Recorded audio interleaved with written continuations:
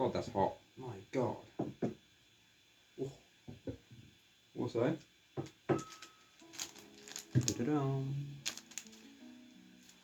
so welcome back to. I pulled a really weird face there, so I'm just screenshot that face. But anyway, welcome back to another gaming and coffee. I think that's it. Coffee and gaming, one of the ways.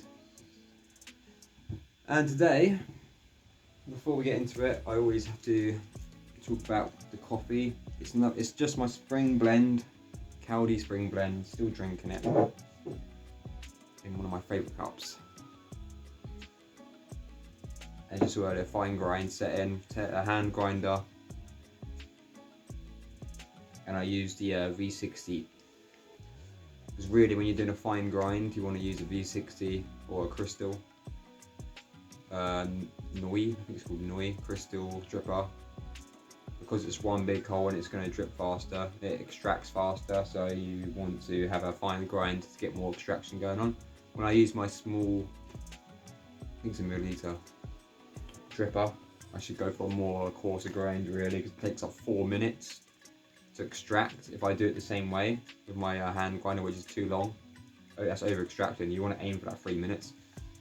But anyway, this is what my snack is, which is matcha biscuit, which we got, because at the moment it's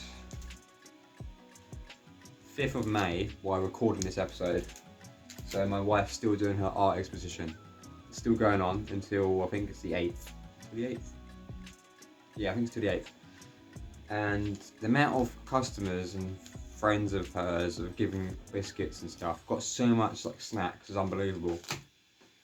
And so far we've sold 3 paintings, which is amazing. Anyway, let's go on to the main topic. If you can hear weird noise, that's because I'm currently rendering one of the videos to show off the exposition.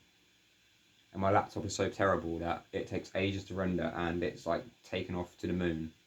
And it's probably like 100 degrees. It is mental hot. It's probably like 98 degrees. So this laptop's probably only got about 5 months left and it's going to be dead. And then I don't know what to do because I can't afford a new laptop at all. And so in terms of editing, it's going to be tough. Anyway, back onto the main topic, which is my thoughts on Returnal, which is a PS5 game. I think it's on PC now as well. It came on PC last year. It was a PS5 exclusive game for a while. And I've recently beat it. I think I cleared it faster than most people. Unintentionally. So, Returnal is a third-person shooter roguelite game with bullet hell mechanics. So it's like Bind of Isaac, if anyone knows that. Most people know what that is. Think of Bind of Isaac mixed with Monolith. Most people have probably not heard of Monolith. That's a PC game only on Steam, which is amazing. I love that game. Monolith. Other ones are like that. Games like Bind of Isaac, just roguelikes, which have been around for years. But it's an interesting take on roguelikes because it's a third-person shooter and it has bullet hell mechanics, like shmup mechanics, which is crazy. So it's a unique thing they've done. And the aesthetics, when I first started playing it, it felt like a Metroid game. Because it has like, you get suit upgrades as you go along, and it lets you progress in areas you couldn't progress before, just like a Metroid game. So it feels like, it's like a roguelike Metroid, bullet hell, third person. It's amazing. Like, it's such a great idea, and like even like the theme looks like Metroid. It's like a Sony Metroid, done really well. But it is a roguelike, so when you die, you go back to the beginning, and you're back to square one. So because it's a roguelike, I think I won't go into flaws actually. We're just going to go over the overall. What else is there? So you've got permanent upgrades and then non-permanent upgrades. So the reason they're permanent upgrades is that you are slightly getting better. So when you die and reset, you can go to areas you couldn't go before and maybe potentially get better gear to get past the barrier or the boss you couldn't do before. And there's 2 acts to the game. There's a 3rd act, but it's not really an act. And there's about 6 or 7 bosses, which was a bit of a disappointment. It's only like 6-7 bosses, like what? Normally roguelike games have loads of bosses, at least like, I don't know, 20, but it's like you had 6, I think 7. Because there's bullet hell and you think, oh, loads of different patterns, and there's not much, it's not. But it's bigger than most roguelikes because the stages are longer, like the areas are longer. So it's definitely one run. If you do the whole one game in one run, you're looking at about an hour and a half, I think, for both acts, going through them all. If you go through all the areas and don't go through any side areas, just the main doors, and even skip a few enemies, you're looking at about an hour and a half to do one run, which is very long for a roguelike game, because most are like 40 minutes.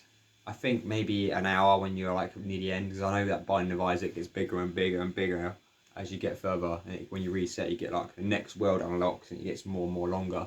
But I don't think it's as long as that. So I felt like it's a bit long. One loop, one run's quite long for a roguelike. I really enjoyed it, but I think most people take about 18 hours to beat it. First time I beat it in about 9 or 8, because the thing with roguelike games is, yeah, there's that it's random generating, so obviously you get random weapons and random gear and random power-ups, and when you die you lose it all, except your permanent ones. The permanent ones are just like to get to other areas, like a grappling hook to get somewhere you couldn't before, so it's a bit different. But I managed to get a really good gear on one of my runs. So what happens when you have a good gear? I got a really good rocket launcher. I didn't want to change it, and I didn't want to risk losing it. So what I did was I saved more money, because when you die you lose your money. There's no point trying to keep your money. I just brought 2 health items, and I managed to get a credit as well, so you die, come back. So I had like the maximum health I could have, and I had my rocket launcher, and I was like, right, I'm not doing any side doors or any extra doors or hidden rooms, because a hidden room can have a secret boss in it, or like a hidden boss, like a mid boss, and it can just completely destroy me and I lose all that gear I had. So what I did was like, right, I'm not doing any side stuff, because this gear is so good that I don't want to lose it. So I just went for the main doors only, which is kind of a disappointment, because that means I'd miss out a lot of things, but I just wanted to not lose my gear. That's the problem with roguelikes. If you've got really good gear, you're just going to skip a lot. But it's meant to be played more and more, because it's meant to do loads of runs, so, you know, I will go back to it. But I was going to go back to I will go back to it probably in about half a year, but I don't feel like I need to play more at the moment, and I'll explain why, because it's like a down point in the game. But I mean, there's 6 areas which are really good, really designed well. Enemies designed well. And then when I got to the bosses are great, but it's an easy game. It's not hard. I don't think there's any difficulty changes as well. I think it's just one standard difficulty, which was a shame, because it was very easy. I don't know if that's because I have been playing shmups, and I don't really know. I don't think shmups really help you with the game. It is bullet hell, but it's not Danmaku style bullet hell, but it's the most mental bullet hell for a third person shooter anyway, from what I know. I don't know any third person shooter has that many bullets on the screen, but most third person shooters and shooters don't use projectiles like that. It's normally hit scan, just instant rifle bullets, so it's a bit different. But the movement is really good. But I'll go back, let's not talk about that at the moment. I'm just trying to think of the overall stuff. I think that's most of it I can think of. If it comes back to me, I might talk about it, but I'm just going to go straight to the good points now, and now I should be able to drink my coffee because it's not as hot probably. Oh my god. There's some power to that. Man, the V60 drip is amazing.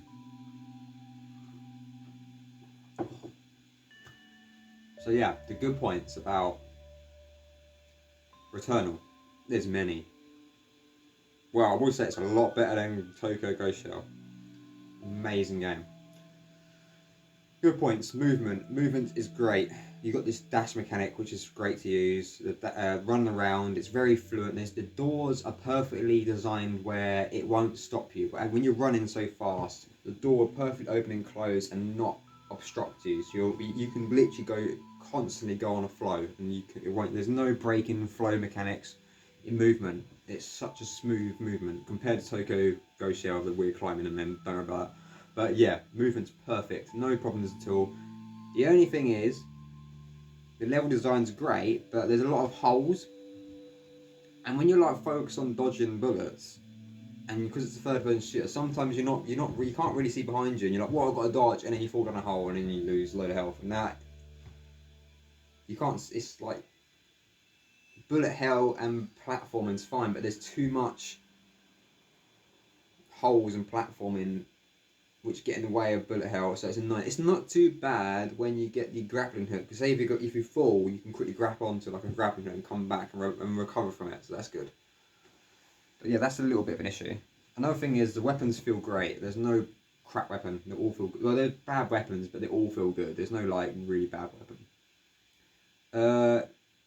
It has this adrenaline mechanic which I really like, where when you kill something, the adrenaline goes up and you get extra boosts. And the first boost you get is a bigger, wider range window for when you reload, so you can reload faster, which is vital. It has a scanning mechanic, X-ray vision crap in games. I did not use it. I don't like X-ray, where you press a button and then you can see everything past walls. And I'm like, oh, every game uses X-ray vision now, and I just ignore it. I ignored that. Has these secret rooms, which is like Binding of Isaac, which is great.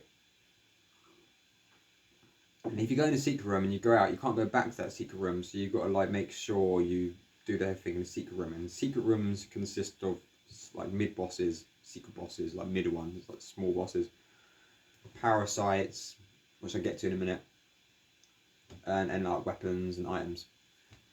And these different chests you get, which is a cool thing, where you open up chests and it could be a random item. It's a bit like Borderlands in a way. You can get a random gun out of it. And then there's these like things are cursed to get things that have viruses on them. So you have like a chest or an item that has a virus on it, and if you take the item or chest which has a virus on it, you will get a bad effect from it, and it will last until you have to do a certain thing to get rid of it. It's always different.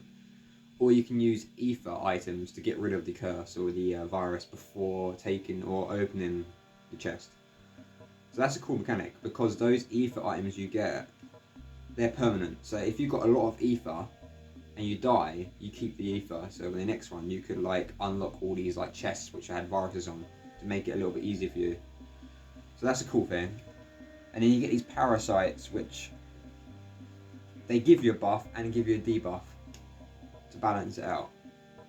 And the more you put on you, the more you get like different buffs and that. And then there's certain powers you can like synchronize with, which like combine with parasites. And then there's a machine which can get rid of parasites off you and give you money for it. So what you could do is just get a load of parasites on you and don't care about buffs and debuffs, and get to a machine which gets rid of those parasites and get money from it. And then you can use money to buy stuff, which is cool. The shops have all these little upgrades you can buy, permanent and non-permanent. There's also these data cubes, which you just get in stages. And if you get a data cube, you put it in this data cube machine and you get like an upgrade. But I think it's 18 in total, and I only got 2 because I had this amazing gear and completed the game too quick. So I missed out on a lot of upgrades. But the grappling hook permanent upgrade's amazing. So fun to use. There's another power up which you can go underwater, which is alright. This is like you can go through certain areas, and there's like it's like a Varus suit or Metroid where you can go into the fire areas. It's very Metroidy. The sound effects are amazing. Music's quite good. Music's nothing to go on about really. Music's just there. It's not bad though. The enemy designs are really cool. Very Metroidy again. Definitely got inspiration from Metroid. The bullet patterns, they're interesting. Normal enemies are a bit, it's just normal enemies. They're not that bad. You get these enemies that have shields and you have to use a melee. you got melee as well, and you use the melee to break the shield, then you can shoot it, which is good because it keeps you like changing tactics. They really have thought out this design. They keep changing your tactics to make it not easy. But the overall bullet patterns are pretty easy because the speed isn't that bad. Bosses, they're all good. Like, I've not had a boss I hated. It's just that they're quite easy. The bullet patterns are very platform game boss, a lot of them. So many games use the whole like ring, how can I say it, like laser ring where you jump over. The amount of games that use that, I'm like, yeah, okay, laser rings, that, and then you've got like bullet patterns. It looks amazing because you've got all these bullets coming in. It's like a 3D dimensional bullet hell, and it looks amazing. But they're not that hard to dodge because you can dash through bullets. Not every bullet, you can dash through bullets, so you cancel out and you can't get hit. But then there's purple bullets which will still hit you if you dash through it. So you have to like jump over those and get used to that. And then sometimes enemies will just walk to you and attack you, and you've got to dodge. So they do keep it up, changing it up. And the bosses, like, not so much the bullet patterns, but just like what happens in the boss is amazing. The first fake ruined boss was my favourite. It was so just what happens and how it changes form, and it was just amazing. Like at the end, you start falling, like the whole world breaks, and you're falling. You have to keep grappling, hooking to these different platforms. I was shooting this massive thing, and it had like DMC1 last boss vibes, but done well. If you know about DMC1 last boss, Moondos, his name, at the end it goes into a weird shmup game and you have this like platforms and that. It kind of reminds me of that, but a really good version of that. So that's why I liked it. And that's not the real last boss. The real last boss was a disappointment in terms of the difficulty. Like the bullet pattern was very easy. I barely got hit. So I don't know what that was about. The boss before that was harder. But yeah, the bosses are amazing in that game. What else is really good about it? There's these parts where you go in the house, and it goes into first person, kind of PT horror themes, sort of like horror action, exploration, walking simulator game, which is cool. I liked it because it's interesting, the story. It's one of those limbo games where you're not sure what happens and you've got to figure out, open-ended sort of thing. What the hell?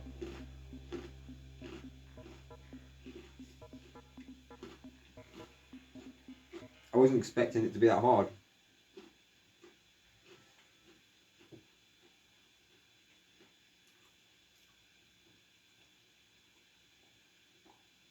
Tastes nice though. Anyway, yeah, the house things are cool. What else is good? The random generation of maps are good. The secret doors, the keys to open doors. There's like challenge rooms, boss rooms. I think that's it really. I can't think of anything else in my head. I did have a list, let me just check, but I think this list I made is just like a brief year. So anyway, next one is the bad points. There isn't many. One of them is the controls, and not movement, but the controls are a bit weird, so I had to change dash to L1 because dash is a weird button. It's like, I think dash is like circle or something, which doesn't really work.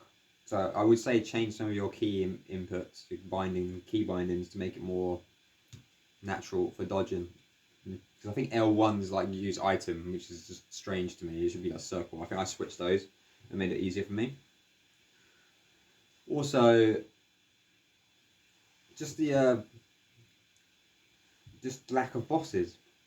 Most roguelike games, one stage will have a random generated boss. So you have like the end boss won't be the same. You have like there's a choice of 3 bosses at the end of stage 1, and it'll pick one. So every time you do stage 1 again, you might get a different boss. You go, oh, it's this boss. I like this boss more. But no, it's just one boss, and you don't have to fight it again. So when you beat the boss, you unlock a checkpoint. So when you restart a loop, you can just skip the first boss. So you don't have to keep going through bosses like on other roguelikes. Which isn't bad because it is longer. It's a much longer game. So you can just skip through them. But yeah, I think that's a bit weird. There's not many. It's like 6 bosses in the whole game. I don't think there's any hidden bosses what I know of. So it lacks like the variety of bosses and secrets. It has secrets, but it's not like extensive as other ones. But it is a full-fledged 3D like AAA quality, so it's a bit different to like a 2D game, I guess. So that's the thing I didn't like about it. It's not bad, but it's just like, oh, I wish there was more content. There isn't. I don't have any problems with small enemies. I think the length of a run is a bit too long, like I said before. And the bullet patterns of normal enemies aren't that hard, so because it's not too hard, you don't get that tension, that tense feel like roguelikes, like at the end, you know, oh man, if I die, I lose my crap, losing my crap. Don't want to lie, and then you have that, of course, but not like other roguelikes. It's not as tension building. What else?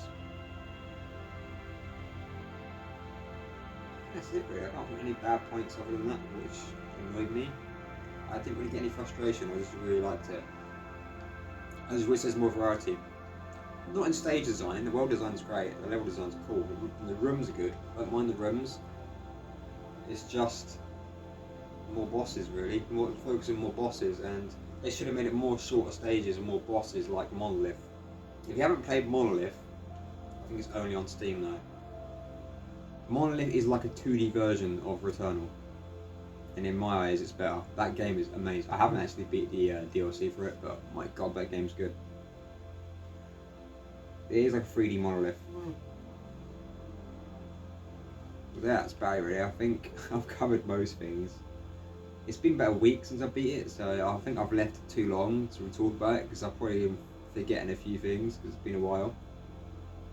But I've had my wife's art exposition coming on and stuff like that, so I didn't have time to do it. Zero time. I would like to talk about the game like a day or two after beating it, just so it's fresh in my mind. But I had to use a controller. There we go. It isn't actually that bad with a PlayStation controller. I had to use aim assist, but what I do is I put on light aim assist, so it's not that broken. It's only light, so I think what happens when you do the light aim assist, it just veers the bullet a little bit to left or right to give you a bit of help, which you just need to with a controller because analogs suck ass and you can't aim for crap.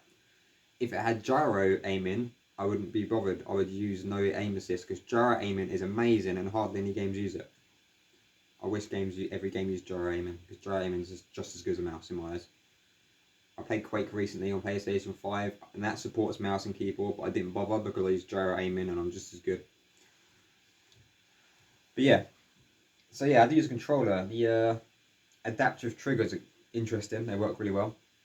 It has that weird reload mechanic, which I think Gears of War started off, where you have, like, when you reload, you've got this window to press reload quickly to get a faster reload. I'm not that fan of that sort of thing in games, but it's not too bad in that game. But yeah, the adaptive triggers work well. Just a little added feature. It doesn't really change gameplay at all. I would suggest a mouse and keyboard though. That would definitely be better for aiming, movement. But it doesn't support that in PS5, which is a shame. But it is on PC, so if you're gonna play it, get the PC version if you've got a PC. If not, then PS5. It's on PlayStation Plus, so I didn't pay anything. But I say it's worth not the full price because there's lack of variety in content. There's 6 bosses, come on. So I would say 50 quid's too much. I would say half price, wait for a sale, then get it. But you can get a lot of content. You can get a lot of content, as in like playtime on it if you enjoy like doing loads of loops. But there's 2 acts, so you get the final boss, which is a fake final boss, and you get another act, and there's all new areas.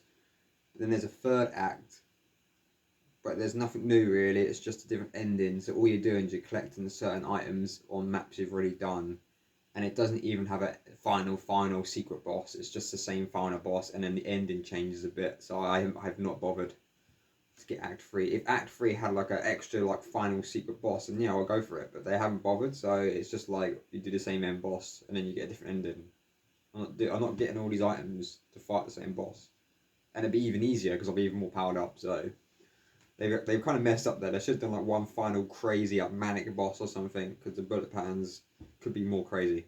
They could have more curvy lasers. No curvy lasers and homing missiles, nothing like that. It's just like flashy bullet patterns, which are easy to dodge. I didn't have any trouble with most bosses.